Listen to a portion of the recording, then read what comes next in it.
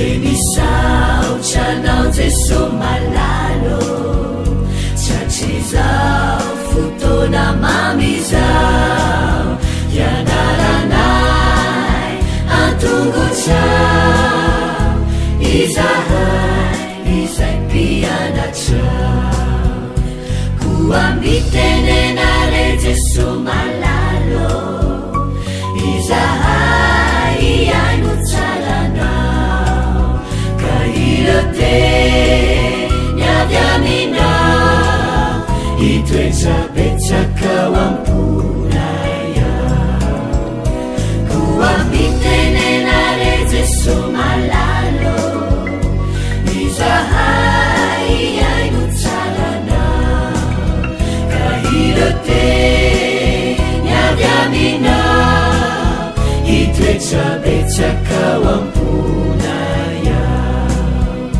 Irote nyavyaminao Ituecapecakao ampunaya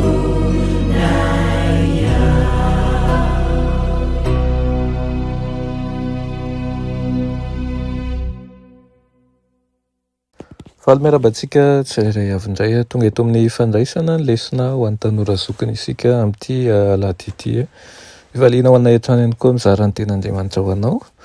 Nirina dia iasany tokoa ny isika ka tonga antsika hitsoro manjakahirevany amin'ny finoana miaraka aminy. Alohan'ny dirantsika ny amin'ny lesona ny dia hivavaka isika. Ianay tsara ny izan-danitro tolotrainao ny dera ny lahaza ny atsa sy ny voninahitra.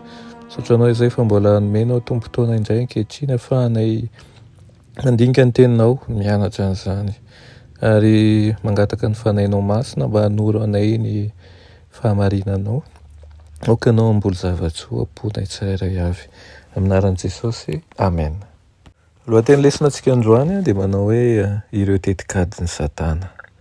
Ireo tetikadin'ny Satana. Rehefa voaroaka tany an-danitra Satana dia nitady an'izay toerany teto amin'ny planeta tany izy.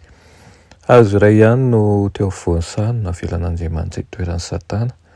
Araka ny asehon'ny toromarika mazava nomen'Andriamanitra ny tamasiva hoe ny hazo rehetra eo amin'ny sarozy izy dia azonao hinanana ihany. Fa ny hazo fahalalana ny tsara sy ny ratsy dia aza hinanana fa amin'ny andro izay hinananao azy dia ho faty tokoa ianao. Raha nino ny teniny izy ireo dia ho voaharo ka tsy ho nahazo azy ny fandriky Satana. Namola vola tetika ilay mpamitaka mba andrisendahatra azy ireo hiaraka hikomy aminy. Afaka manova ny endriny Satana ko niseho tamin'ny endriky ny menarany izy. Io ny tetika voalohany nampiasaina, izany hoe ny fanovana endrika. Ny tetika hafa nampiasaina dia ny fanolarana ny ten'Andriamanitra sy ny famafazana ny fisalasalana. Ozy izy hoe anky efa nataon'Andriamanitra hoe aza hinananareo ny hazo rehetra amisa. Io fanontaniana io efa voavolavola tsara. Io no nitaomana ny Eva ifandahatra aminy sy ho latsaka amin'ny fisavorovoroana. Aoka tsy ho adinointsika fa tsy mbola nahalala ny atao hoe lainga na ny rasy Eva tamin'izany fotoana izany. Hafahafa taminy nefa nahaliana azy ilay dinidinika. Indrisy fa nanomboka niasa ny poizina. Somary novan'ny Eva kely ny teny nolazain'Andriamanitra momba an'ilay hazo fahalalana ny tsara sy ny ratsy. Fantatry Satana tsara fa tsy nilay ny andresy lahatra ny Eva tsy nosian'Andriamanitra. Efa nahita maso sy dia niara nandeha tamin'Andriamanitra mantsy izy. Nytao amin'ny fotsiny izy isalasala ny amin'ny teniny, isalasala ny amin'ny fahamarinany. Ho tahaka tamin'ny alalan'ny fanakorotan-tsaina sy ny fahamarina tapatapany, izany nampiorenany salasalana ho lalipaka tao aminy. Lainga ny tetiny manaraka. Ozy izy hoe tsy ho faty, tsy akory anareo, fa fantan'Andriamanitra fa amin'ny andro hinananareo azy ozy izy dia ahiratra amin'ny masonareo dia ho tahaka an'Andriamanitra ianareo hahalalany tsara sy ny ratsy. Nampiasain'ny Satana ny fanirina hitombo fahalalana sy famasinana tao anatin'ny Eva. Ka ataony laza izy fa manafinjavatra amin'ny olombelona Andriamanitra, dia zavatra ho nahasoa azy ireo kokoa nanome toky izy a fa ho afaka hanao an'izay rehetra sitraky ny fony hievaka tsy hisy ninninona anjo azy.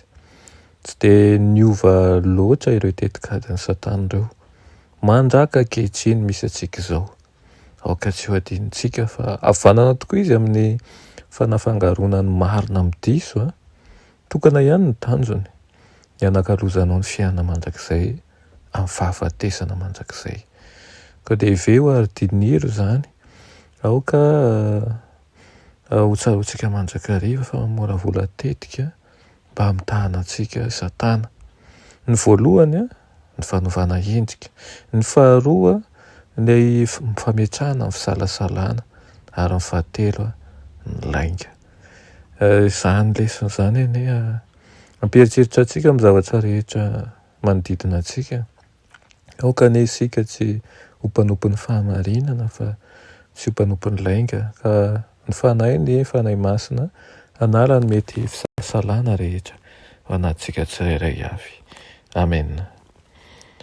Ry Rainay tsara indrindra-danitra mbola misaotra anao izahay ny amin'izany teninao izany. Misaotra ray hoany amin'ny fampianarana omenao anay avy amin'ny lasa, indrindra fa ireo razambenay ny amin'ny tetikadiny Satana. Tsy miova izany fa vao maika ara maro tokoa hitina amin'ny tanana ankehitriny izay efa omenao ny fahamarinana.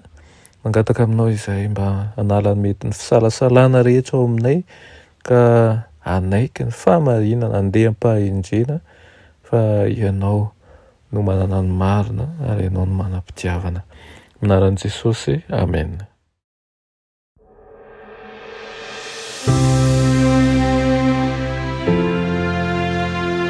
Mianatra eo an-tongotry Jesosy isan'andro.